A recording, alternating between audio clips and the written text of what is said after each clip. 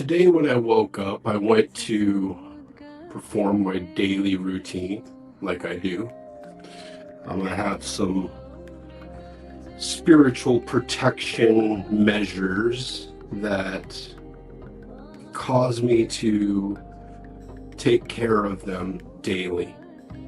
Today, woke up to do my normal, watering and feeding of my wards, and I was greeted by a little king snake. It was probably, about 1.5 feet long, black and white banded king snake. It had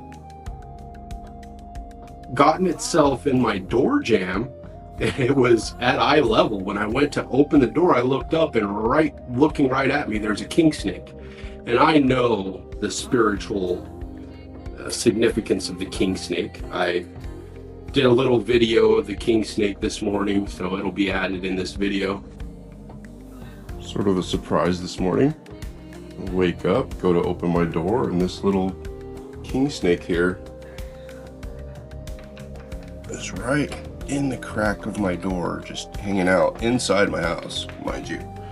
Which is fine. He is a little king snake, which king snakes are not poisonous. They eat rattlesnakes, they eat mice. It's fine, but talk about a surprise. I did not expect to see any sort of snake in my home, let alone at eye level in the crack of my door, just chilling. Surprised the shit out of me. Did not expect that. It's beautiful. Beautiful little king snake. Okay, king snake. Come on, bud.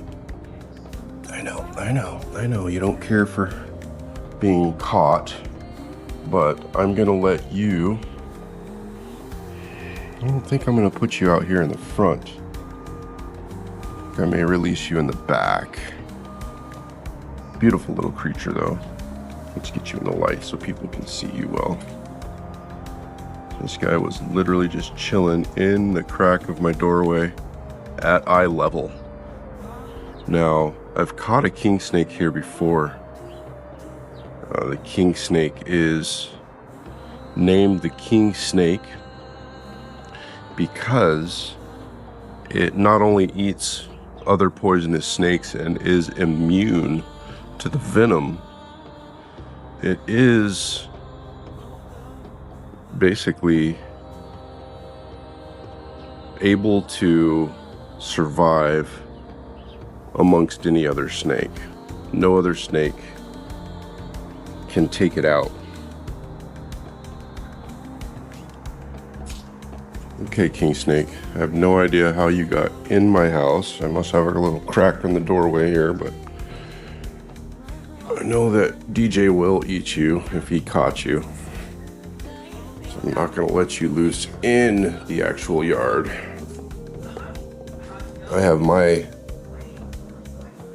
ball python loose in the house, so you're lucky she didn't find you. She would have definitely eaten you.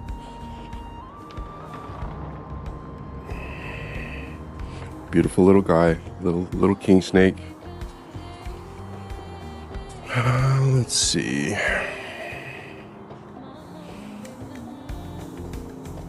I know where's a good place for you. I know where is a good place for a little king snake to find somewhere to go to sleep. I did put all of these pieces of concrete over here. Wow. Very interesting morning. Just went to open the door and this dude was just chilling. Literally in the crack of the door, face high, like right at my face height. Startled me a little bit, but I know what you are, and come on. You're beautiful. You'll find lizards and insects and stuff in there. Yeah, there you go, see? Oh yeah, good spot. You find a spot to hibernate in there. Okay, Well, that's a good morning. Being immune to poison and ill, and not only that, it eats poisonous snakes. So in essence, it's like the Navajo shaman spirit that they call the beast slayer, which is basically a demon that is bigger and badder and meaner than other demons, and they call on this demon to slay other demons. It's the beast slayer. And that's basically the spirit essence of the king snake. It's the beast slayer. And it greeted me this morning like it has several times in my life. This was the second time it's occurred here, but wow, this one was blatant. And it occurred to me that, you know, in these videos that I do and talking about energy and all these different religions, I haven't really gotten into protections and belief, okay? And I know it can be very confusing because I will speak as a devout Christian about God and the power of angels and demons and witchcraft and sorcery and shamanism as if I have no solid single place that I'm coming from, and I do want to clarify, I don't. From a very young age, I understood very clearly that the power that we give to things through our belief is what empowers these things. Especially in groups, like you have huge groups of Christians, and therefore their belief has power. Whoever wants to refute it, go ahead, it doesn't really matter, because the people who truly believe, the believers, are empowered by their beliefs. They believe 100%, so they can heal, they can fight evil, they can also manifest ill against themselves and others through their beliefs, just like anybody can. Just like witches, you know, can cast spells and do things that people, you know, they can commune with demons and angels and heal and cause harm and do all these things. And it's not, in essence, because of their connection with these things. All of these things have a root cause. It is the belief. You know, the Buddhists with their chanting and their beliefs, they can heal and they can have communion and reach nirvana and all these things because of their belief. It isn't the innate subject or the religion itself. If it were just the religion, well, without people believing in it, it would have no power. It would be disempowered. It has to have belief attached to it for it to have any power. It's all within us, no matter what it is. And that's where I want to dispel the confusion, where, you know, I do delve into so many different belief structures and religions and all these things, because I do believe in all of them, because I understand the root cause is belief. My base, where I feel transcendence through belief is the strongest, is through shamanism. It's through the medicine men. It's through that breaking through and the integration between the dreaming body and the physical body, the harmony that comes from the joining of the two as one, where you can truly be a dream essence in this world, is where you have that capability of bending reality and affecting people. That's where psychic capabilities and all these things come in, because those are just innate in us in the dream world, because in the dream world we are pure spirit, and those things are done without thought. It's just what we do and how we do it when we're in our dream body. But in this world, we've accepted so many rules and regulations, and we've been taught since birth, you know, what is capable of being and what is not capable of being. And it is up to us to accept or dispel these beliefs, or to use them or disregard them. And I started at a very young age to disregard a lot of what people said, because I could see clearly the truth, the matter of belief was the true power, no matter what people were applying it to.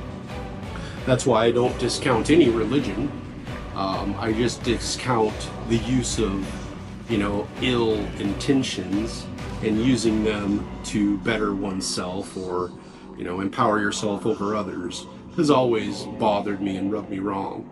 I think that's where, people see evil and demons and these things from, is because, they're bending outside the bounds of what they should be, and they get upset when the recoil happens, when the recension affects them. They're trying to affect someone in a negative manner, and they're so surprised when it rebounds and, wow, I was trying to do this or I'm trying to do that, and bam, it hits me, and why is everything going wrong? Because that's what you deserve. You get what you put in. You can't expect to get good when you're putting in bad. So, there's truth in that. People can definitely commune with spirits and other essences, because to think that humans are the only energy essences in existence is foolish. There are, the essences of the titans and the angels and the demons. These are, the giants, the demigods, and, these deities that are of old. Their spirits are still present and can be called upon, and they like to have fun. They live in the dream world still. There's, all kinds of things that aren't even of this world that energetically can commune with us. We're typically protected by our innocence, our unawareness. What they say is innocence is bliss, right? Like, ignorance is bliss. If you don't know, like they say on the paths, you have the path of just life, the tree of life, where you just live your life and then you die, and you just live protected by what I would call ignorance, but it's okay. It's not really ignorance, it's just not seeking knowledge of what is unseen.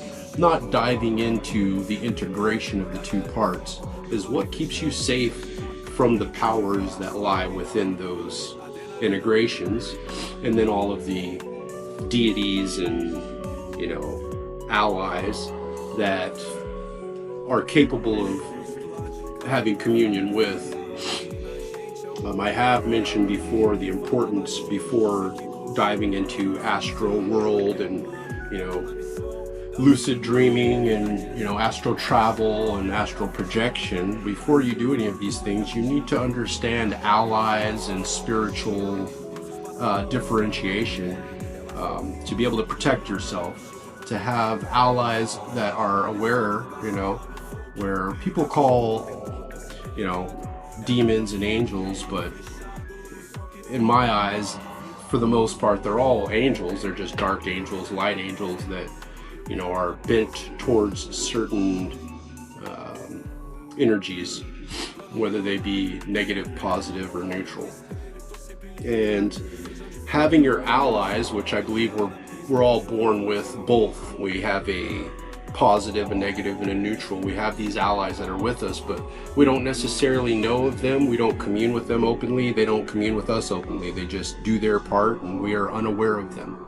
But when we intend to purposefully become aware of our astral world self, we get into our dreaming, we get into our practices of integration. That's where it's very important to have an awareness and a connection with these spirits, with these allies, because they absolutely protect us, warn us, teach us. The word demon, diamond, the compressed, purest form of carbon that is clear. It means wise ones, right? That's the true essence of the word, etymology-wise.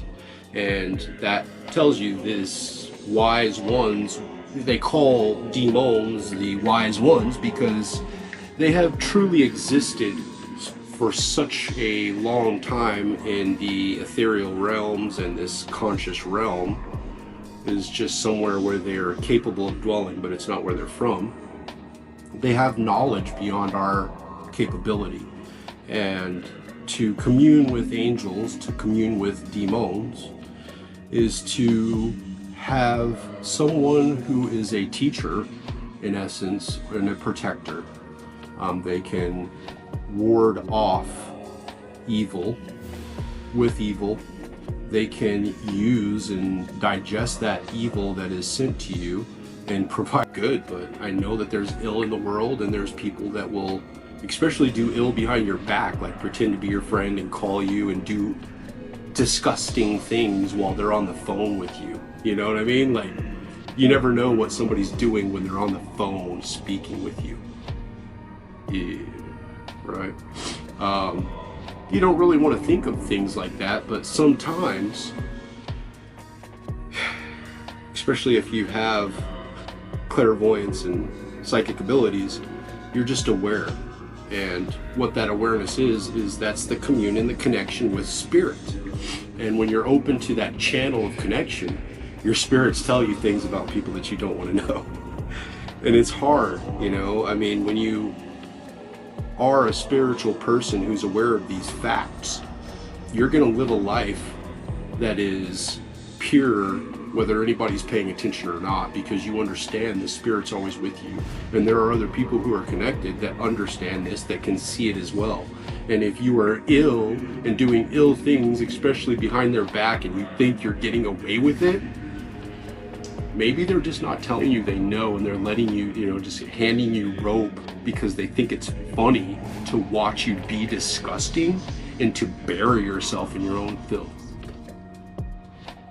Especially when people try spellcraft, try communing with demons, especially lower level demons, and then they send them to you, and then your spirits just eat them.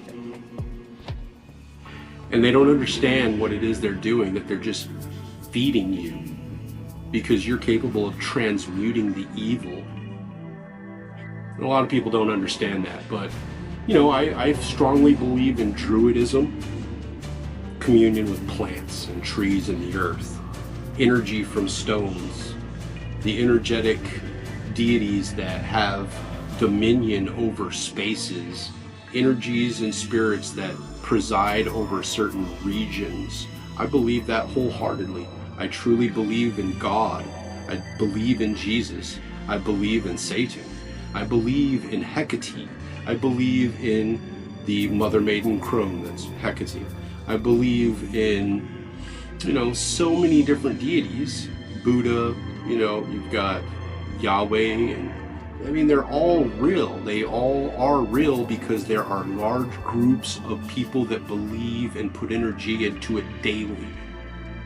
It is in their heart, soul, and mind a true essence. I've watched people perform healing, and I have performed healing. And these things happen because of the bending of reality. It's integration of the dream world into the real world and acting upon physical reality through that connection is how you truly heal and truly do harm. But I did want to just bring this up because of protection and wards. You know I have people out there that do send ill towards me. They see me as fake, or they want to figure out how I tick, and you know, some people like to tear things apart and see what's inside, right? And I want to be fair and open and allowing people to understand that, you know, I don't want to do anybody harm, but I have wards, I have protections energetically, spiritually, I have for a long time. But I want to say it out loud because I feel like there's some people out there that are suffering because of their hatred, their anger, and they need to just turn in on their own selves, do their shadow work, and, you know, change their direction into self-alchemy. Quit trying to figure out what I'm doing and how I'm doing it, or, you know, hating on me for just being myself and doing my work and feeling the way, living a good, happy life and trying to be happy and loving. I've gone through a lot of ill and anger and evil in my life, and I have learned these things not of fun and recreation. I have had to learn these things because I wanted to survive.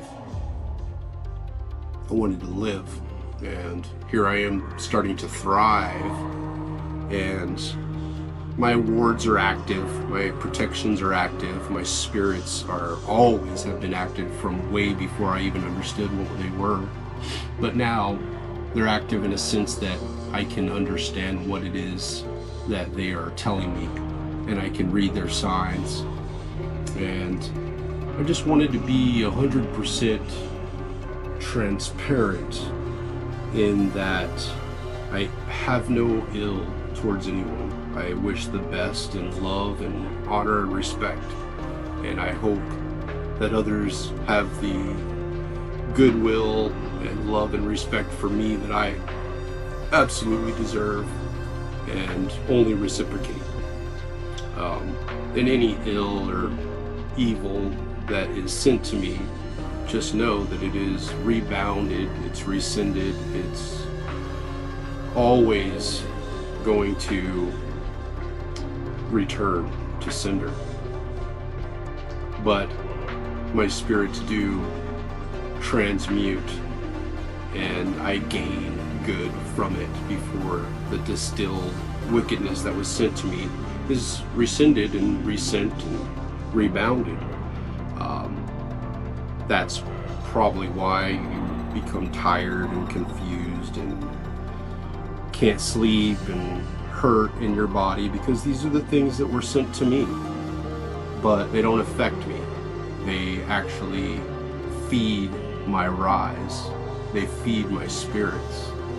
I've got demons and angels both, and I would prefer to be looked upon as I want to look upon others. I want to heal and love and care, but I do understand that there's, I've experienced and seen it and still do feel it and see it in the world all the time.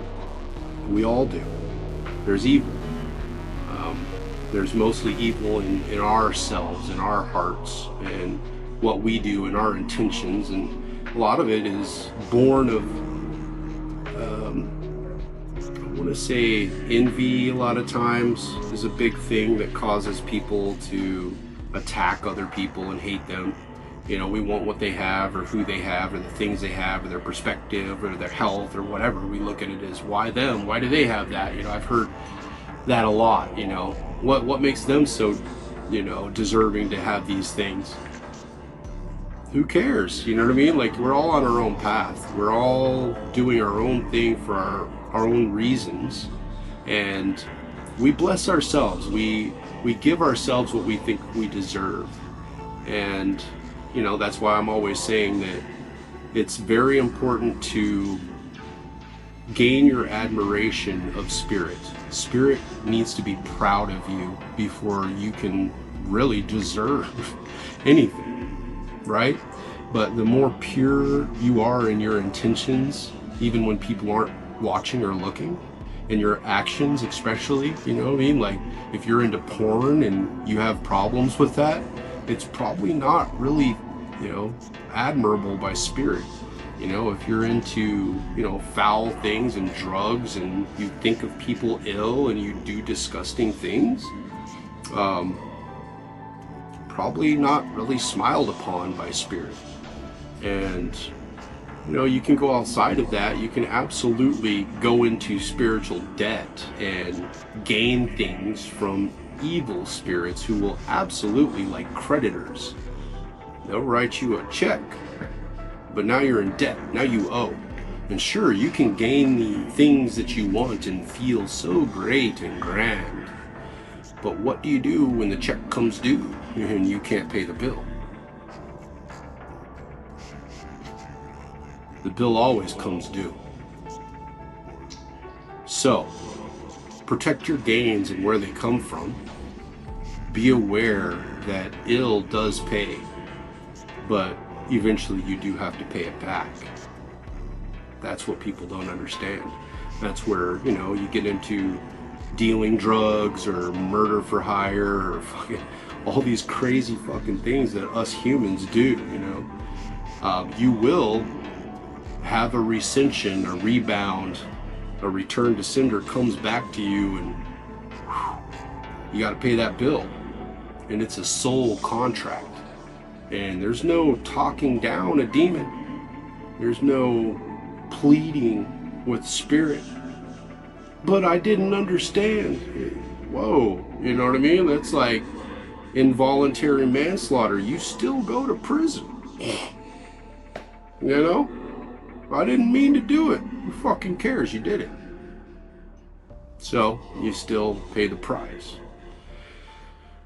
So, be mindful of, you know, these things that I have shown. You know, I've given a lot of keys out there on, you know, methods of practicing astro travel and expanding the fornix to gain your psychic abilities.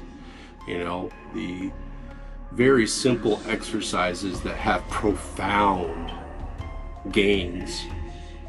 But more important than anything, you've got to have your protections. You've got to understand the rules, and your allies are important. Understanding your own voice, your own spiritual wherewithal, separate from other spirits and other people.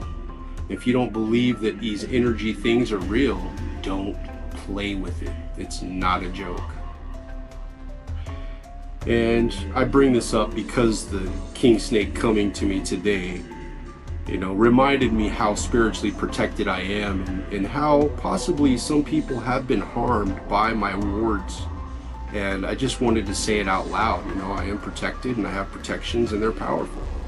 And the harm sent me, it just feeds me, and please keep sending it. I don't really care. I mean, for me, it's just mana, and it feeds the demons. They like it. They eat evil. That is what they sustain themselves on. Probably why they hang out with me. All the ill that I run into is food for them, and they enjoy eating, you know? So, just wanted to be transparent how I am living my life these days. I'm trying to be open and clear, you know, not set traps for people to fall into. You know, there's traps. There's traps, just don't fall in them, okay? You're warned. I have wards. Belief is the power, though.